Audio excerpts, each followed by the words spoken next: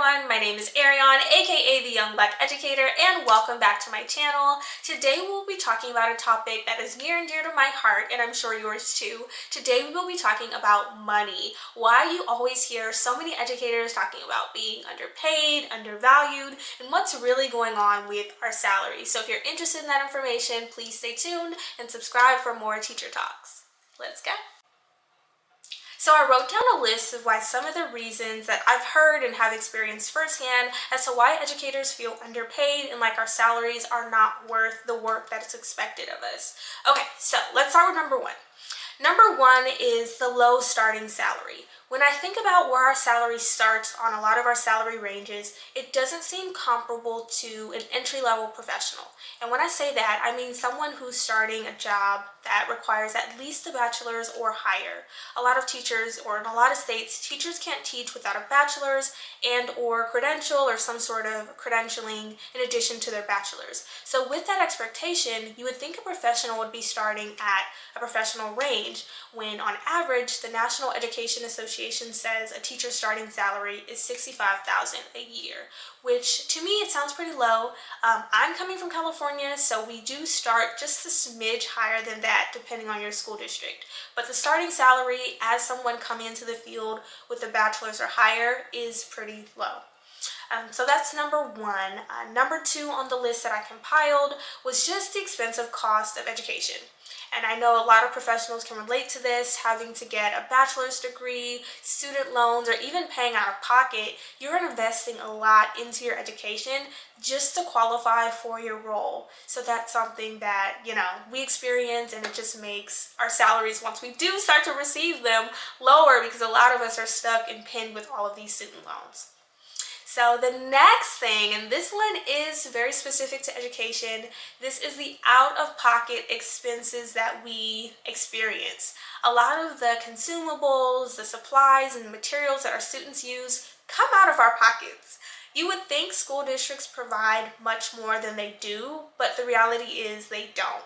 I'm talking tissue, soap, like little things like that. I actually had an office manager or secretary tell me when I was asking her for some of these items, she's like, well, we don't supply that, but what you can do is have a drive and maybe your parents or community members will bring things in. And when I tell you, I was stunned. I was stunned because I really thought the baseline of just fulfilling students' basic needs would be supplying these things, especially when it comes to things that are hygienic and personal care that you would want students to be, able to take care of with classroom supplies. They often come out of our pockets.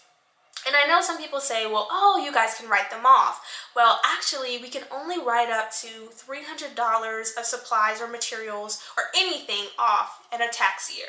So we get up to $300 that we can write off, and then from there, it's on you. So little things really start to add up.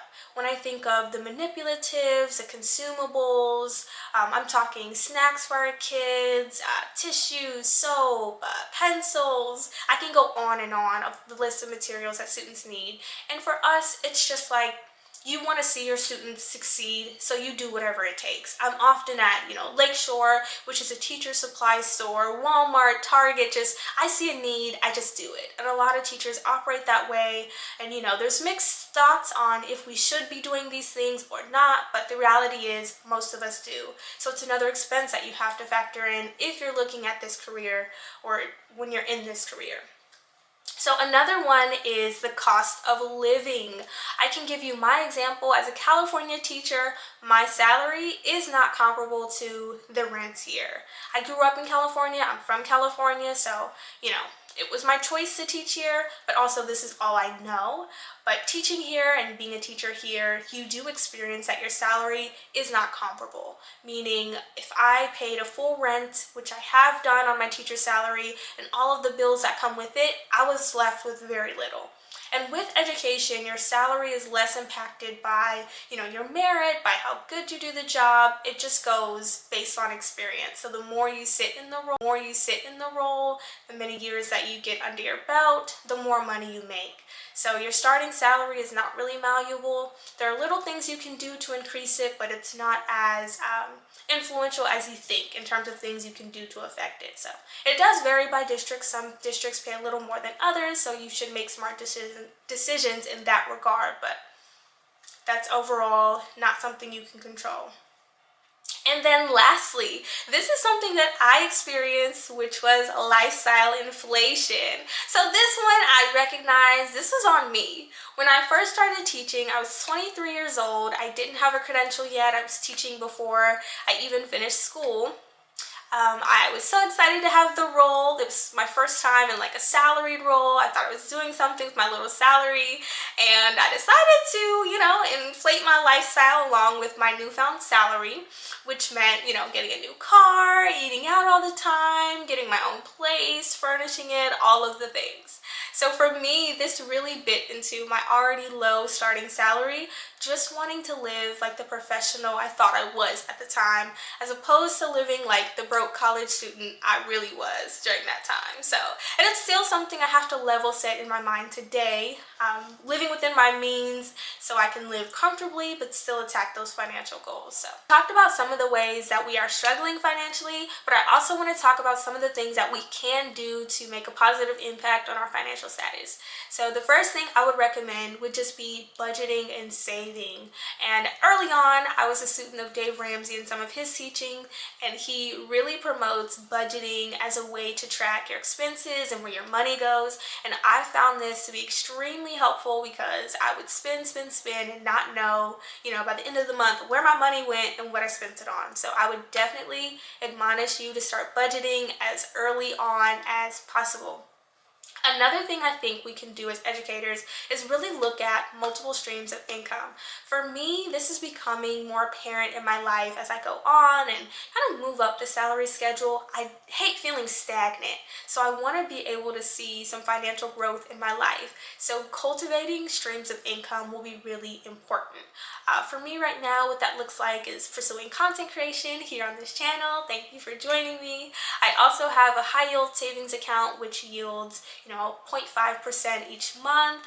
I'm also looking into different ways I can invest my money and be smart and save for retirement. So I would look into those avenues and see if they could be helpful for you. And then lastly, for educators, there are several student loan forgiveness programs. If you are willing to teach, a few years and stay in the role, you could possibly get your student loans forgiven. So I would look into those programs, the public student loan forgiveness and various programs like that. So that could be an option for you.